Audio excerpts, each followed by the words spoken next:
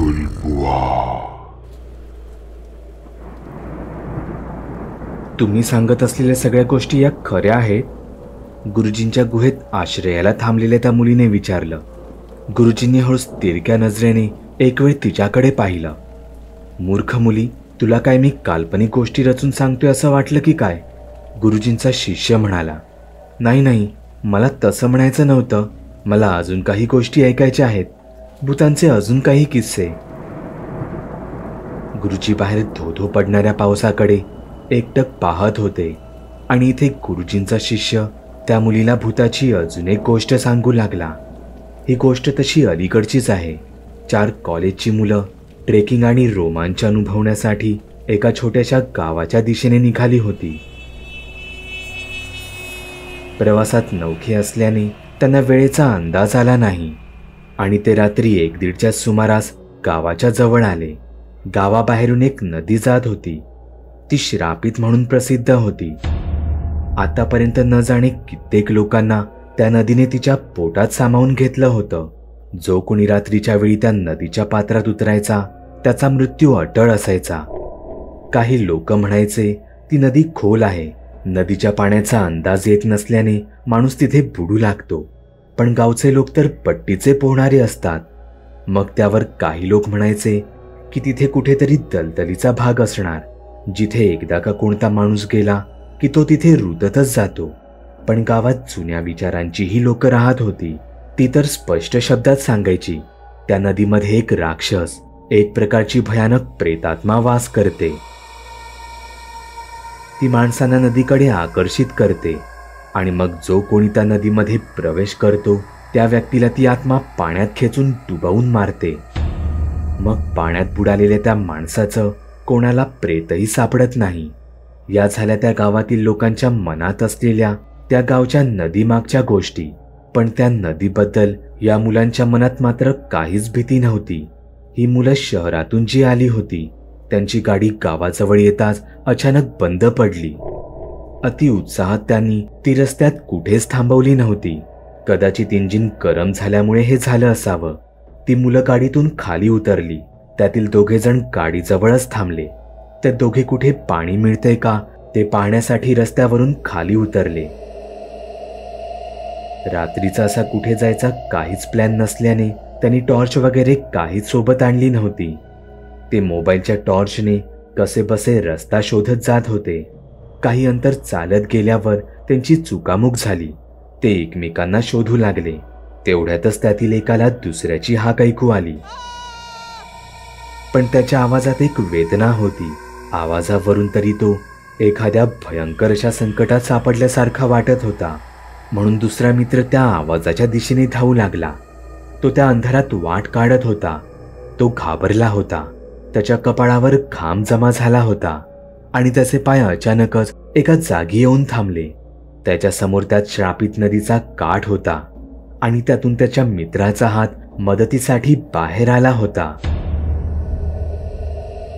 नदीचं पाणी चिखलासारखं घट्ट वाटत होतं. त्याच पाण्यात एखाद्या दलदलीत सापडावा तसा तो आत रुतत चालला होता. आपल्या मित्राची ही अवस्था पाहून तोही घाबरला. काय करावे त्याला कळेना. शेवटी त्या दलदलीत पाय ठेवून आपल्या मित्राला हात द्यावा हेच त्याला योग्य वाटलं. म्हणून तो नदीत उतरणार तोच त्याच्या पाठीवर त्याच्या मित्राचा हात पडला. हात तोच होता जो आता दलदलीत आत खेचला जात होता. म्हणून मग त्यांनी त्या दलदलीत वाकून पाहिलं तर तिथे तर कोणीच नव्हतं. अरे तू इथे काय करतोय? मी किती शोधलं तुला. शेवटी तिथे नदी दिसली म्हणून पाणी भरलं. तोच तुझ्या ओरडण्याचा मला आवाज आला म्हणून इथे आलो. तू इथे चिखलाजवळ काय करतोयस? तसा तो भानावर आला आणि नदीच्या पात्रापासून लांब झाला. त्याने जे काही पाहिलं होतं ते फार भयानक होतं. पण त्यावर कोण विश्वास ठेवणार होता? ती नदी खरंच निष्पापानं तिच्या जवळ ओढत होती हे या प्रकारावरून स्पष्ट झालं होतं. ज्या नदीला जीवन मानतो त्याच नदीची लोकांना आता भीती वाटू लागली होती. त्या नदीजवळ लोक रात्रीची तर सोडा, दिवसाही जायला घाबरत होती. या नदीबद्दल आजूबाजूच्या गावांमध्येही बातमी पसरली होती. ही बातमी तिथे गुरुजींच्याही कानांवर पडली. गावातील लोक एका नदीच्या दहशतीखाली आहेत. त्या नदीने आजवर कित्येक बळी घेतले आहेत. शेवटी एके दिवशी गुरुजी स्वतः त्यांच्या 2 शिष्यांसोबतच त्या छोट्याशा गावात पोहोचले. तिथल्या लोकांशी भेटून त्यांनी त्या नदीविषयी माहिती जाणून घेण्याचा प्रयत्न केला. त्या नदीत दडून असलेल्या प्रेतात्म्याला प्रत्यक्षात कोणीच पाहिलं नव्हतं. तो नक्की कोण आहे, कसा दिसतो, त्याचा असा लोकांचा जीव घेण्यामागचा उद्देश तरी काय, याची कोणालाच काहीच माहिती नव्हती. दुसरीकडे ती नदी मात्र लोकांना तिच्याकडे बोलावत होती खरी, पण कशी याचं उत्तर मात्र कोणाकडेच नव्हतं. गुरुजींना एका अज्ञात आणि गूढ अशा शक्तीशी प्रत्यक्ष सामना करायचा होता. त्या शक्तीपासून स्वतःला तर वाचवायचं होतंच, पण सोबत तिच्यावर मात करून या नदीलाही त्याच्या श्रापातून मुक्त करायचं होतं. यासाठी गुरुजींना मदतीची गरज भासणार होती, म्हणून त्यांनी आधीच त्यांच्या 2 शिष्यांना सोबत आणलं होतं. आकाशातील सूर्य हळूहळू मावळू लागला तसे गुरुजी त्या गावातून नदीच्या दिशेने निघाले.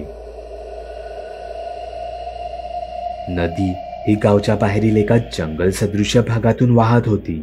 तिथे लोक खास करून जळणासाठी काही लाकडं गोळा करायला जात आणि तिथेच ती कुठे गायब होत असत. आजची संपूर्ण रात्र गुरुजी आणि त्यांचे 2 शिष्य त्या नदी किनारी गस्त घालणार होते. आज या नदीतील सैतानाचा कायमचा सोक्षमोक्ष लावायचा हे त्यांनी मनाशी पक्क केलं होतं. ते एक लहानसं गाव होतं. तिथे नदीकडे जाणाऱ्या पायवाटेवर कोणतेच दिवे नव्हते. इतकंच काय तर तिथे मोठमोठी झाडं असल्याने चंद्राचा किंवा चांदण्यांचा प्रकाशही जमिनीवर कुठेच पडत नव्हता. सगळीकडे फक्त अंधाराचं राज्य होतं. हातातील कंदिलाच्या उजेडात तोच अंधार चिरत गुरुजी पुढे पुढे जात होते. पाठून त्यांचे 2 शिष्यही त्याच पायवाटेने येत होते. शेवटी काही वेळाने ते त्या नदी किनारी पोहोचले. ती नदी फारच शांत वाटत होती. त्या नदीचं पाणी एकाच जागी थांबल्यासारखं वाटत होतं. जणू ती देखील आपल्या सावजाची वाट पाहत शांत बसली असावी. पण ही शांतता काही मनाला शांती देणारी नव्हती. त्या नदीकडे पाहिलं की सतत असंच वाटे की आता कोणी भयानक जीव नदीतून बाहेर येईल आणि आपल्यावर हल्ला करेल. गुरुजींनी पाहिलं तर नदी किनारची माती ही दलदलीसारखी वाटत होती. त्यांना तिथे एक मोठा दगड दिसला. गुरुजी त्याच दगडावर जाऊन बसले. गुरुजींचे शिष्यही त्यांच्या बाजूला बसले होते, पण ते थोड्या थोड्या वेळाने त्या नदी किनारी गस्त घालत होते. जर या नदीत खरंच कोणी होतं असेल तर ते या तिघांना आजच्या रात्री नक्कीच दिसायला हवं होतं. गुरुजींचे 2 शिष्य नदी किनारी गस्त घालत होते. इतक्यातच गुरुजींना त्यांतील एकाची मदतीसाठीची हाक ऐकू आली. गुरुजी दगडावरून खाली उतरले. ते धावतच नदी किनारी गेले. गुरुजी चुकून त्यांची काठी तिथे दगडाजवळच विसरले होते. त्यांनी पाहिलं तर त्यांचा एक शिष्य त्या नदी किनारच्या चिखलात रुतत चालला होता. त्याचा फक्त एक हात वर दिसत होता. गुरुजींनी कसलाही विचार न करता त्या नदीतील पाण्यात त्यांचा पाय ठेवला. त्यांनी तो चिखलात बुडणारा हात आपल्या हाताने घट्ट पकडला. तोच गुरुजींचे डोळे मोठे झाले. त्यांना जाणीव झाली की हा हाताचा स्पर्श कोणत्या माणसाचा नव्हता. गुरुजी त्याच्या जाळ्यात सापडले होते. तो गुरुजींच्या हाताला पकडून त्यांना पाण्यात ओढू लागला. गुरुजी त्याला विरोध करत होते. त्याच्या हाताच्या घट्ट पकडीतून स्वतःला सोडवू पाहत होते. तोच गुरुजींचा पाय त्याच्या दुसऱ्या हाताने पकडला. त्याची पकड एखाद्या लोखंडी सापळ्यासारखी घट्ट होती. त्याने गुरुजींना पाण्यात आत खेचलं. गुरुजींनी पाण्यात जाताच त्यांचे डोळे उघडले. घाण चिखलाने भरलेल्या पाण्यातही गुरुजी त्यांच्या दिव्य शक्तीने अगदी स्पष्ट पाहू शकत होते. त्यांच्या समोर एक भयानक हिरव्या रंगाचा सैतान हा पाण्यात तरंगत होता. गुरुजी पूर्ण ताकदीने पोहत पाण्याच्या वर येऊ पाहत होते. त्यांनी त्यांचा हात वर काढला होता. त्यांचं डोकं पाण्यात आत असल्याने बाहेरील कसलाही आवाज त्यांपर्यंत पोहोचत नव्हता. त्यांचा श्वास आता हळूहळू सुटत चालला होता. तोच त्यांच्या एका हाताला दोरीचा स्पर्श झाला. बाहेरून त्यांच्या शिष्यांनीच ती दोरी गुरुजींपर्यंत फेकली होती. गुरुजींनी ती दोरी एका हाताने घट्ट पकडली. तिथे 2 शिष्य पूर्ण ताकदीने त्यांना पाण्याबाहेर काढण्याचा प्रयत्न करत होते. त्या सैतानाची गुरुजींच्या हातावरची पकड सैल झाली. तसे ते अर्धे पाण्याबाहेर खेचले गेले. त्यांनी पाण्याबाहेर येताच जोरजोरात श्वास घ्यायला सुरुवात केली, पण त्या सैतानाने त्यांचे पाय अजूनही पकडूनच ठेवले होते. गुरुजींना कळून चुकलं होतं, हा एक गिरहा होता. असं भूत जे नदी किंवा तलावात आढळून येतं, जो आपल्या सावजाला पाण्यात खोल नेऊन डुबवून मारतो. या गिरहाला जर आता संपवलं नाही तर तो यापुढेही अनेकांचे असेच प्राण घेत राहणार. गुरुजींनी शिष्यांकडे त्यांची काठी मागवली. गुरुजींचा एक शिष्य धावत जाऊन दगडाशेजारी ठेवलेली गुरुजींची काठी घेऊन धावत त्यांच्या जवळ आला. त्याने ती गुरुजींच्या दिशेने भिरकावली. गुरुजींनी ती हवेतच झेलली. गुरुजींनी काठीचं टोक पाण्याच्या दिशेने केलं होतं. पाण्यातून अजूनही त्यांना ओढलं जात होतं. त्यांचे पाय निखळूनच येतात की काय असे जोरदार झटके त्यांना पायांवर जाणवत होते. गुरुजींनी डोळे बंद करून काही मंत्र पुटपुटले आणि ती काठी गिरहाच्या बरोबर डोक्यावर मारली. पाण्यात दूरपर्यंत एक तरंग निघाला. नदीत एखादा विस्फोट व्हावा तसाच हा प्रकार होता. त्या गिरहाने गुरुजींचे पाय सोडले होते, पण खेळ अजूनही संपला नव्हता. गुरुजींनी एक मोठा श्वास आत घेतला आणि ते पाण्यात आत गेले. तो सैतान नदीच्या तळाला पडला होता. गुरुजींनी त्याचे केस पकडले आणि त्यांवर एकच जोराचा झटका दिला. गुरुजी थकले होते, दमले होते. ते पाण्यातून हळूहळू बाहेर येऊ लागले. त्यांच्या एका हातात त्यांची काठी तर दुसऱ्या हातात गिरहाचे केस होते.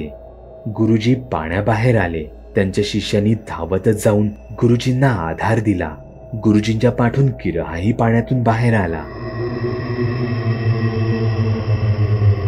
त्याने पहिल्यांदा सर्वांसमोर स्वतःला आणलं होतं, पण हा त्याचा नाईलाज होता, कारण त्याचे काही केस हे गुरुजींच्या हातात होते.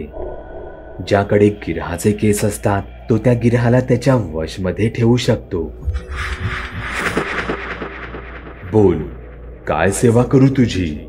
तू माझी काही सेवा करावीस असं मला आता तरी काहीच वाटत नाही, पण तू एक काम नक्कीच करू शकतोस. आजपासून नदीजवळ येणाऱ्या निष्पाप माणसांचा बळी घेणे तू सोडून दे. बळी घेणे तर मी सोडू शकत नाही, पण माणसांऐवजी मला दर अमावास्येला एका प्राण्याचा किंवा पक्ष्याचा बळी द्यावा लागेल. नदी किनारी त्याच ठिकाणी आज एक दगड गिरहा म्हणून पूजला जातो. त्यावर दर अमावास्येला गावाकडून एका कोंबड्याचा बळी दिला जातो. आजही गिरहा हा गुरुजींच्या आज्ञेत आहे, कारण त्याचे केस गुरुजींनी सुरक्षित असे त्या दैवी वृक्षाच्या फांदीवर बांधून ठेवले आहेत.